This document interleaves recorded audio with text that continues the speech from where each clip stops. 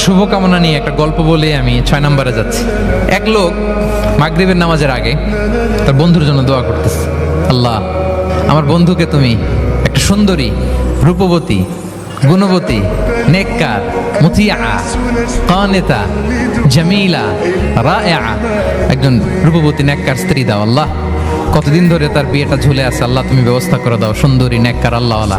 তো সে তো তার বন্ধুর জন্য প্রাণ ভরে দোয়া করতেছে, আর তার স্ত্রী ওয়াইফ পাশেই ইফতারি রেডি করতেছিল। এই দোয়া শুনে মহিলা তো তেলে বেগুনে জ্বলে উঠছে, দৌড়ে আসে বলছে, এই তুমি কিসের দোয়া করো, রাখো। সে বেচারা মোনাজাতের মধ্যে তো ভরকে গেছে, ভয় বলে কি হইলো, আমি তো দোয়া করতেছি আমার বন্ধুর জন্য। তো মহিলা বলে, তুমি কি মনে করছো আমি হাদিসটা জানি না?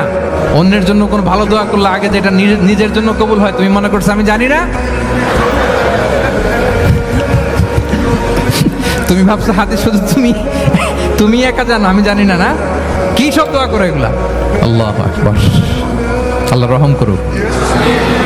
প্রিয় ভাইরা, এটা বলার উদ্দেশ্য হচ্ছে আপনি ভালো কিছু অন্যের জন্য চাইলে আল্লাহ তাআলা এটা নিজের জন্য কবুল করে নেয়।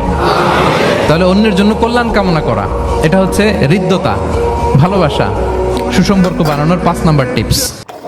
আমার শ্রদ্ধেয় এবং প্রিয় মা বোনদের একটা হাদিস বলবো, খালি একটা হাদিস। সেটা হলো যে আমাদের নবী সাল্লাল্লাহু আলাইহি ওয়াসাল্লাম বলেছেন, প্রিয় মা, প্রিয় বোন, এখানে যাদের স্ত্রীরা আছেন, মেয়েরা আছেন, তাদের উদ্দেশ্যে বলছি যে একটা হাদিসের উপর যদি আপনারা আমল করতে পারেন, আল্লাহর রাসূল সাল্লাল্লাহু আলাইহি ওয়াসাল্লাম বলেছেন জান্নাতের যে কোনো দরজা দিয়ে ইচ্ছা সেই মেয়ে প্রবেশ করতে পারবে ইনশাআল্লাহ।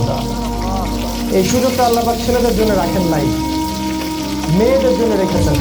আমি আমার ক্ষুদ্র জ্ঞানে যেটা উপলব্ধি করছি, ক্ষুদ্র জ্ঞানে, সেটা হলো যে মেয়েদের জন্য জান্নাতে যাওয়া যতটা সহজ, অন্য কোনো শ্রেণীর মানুষের জন্য এতটা সহজ নয়।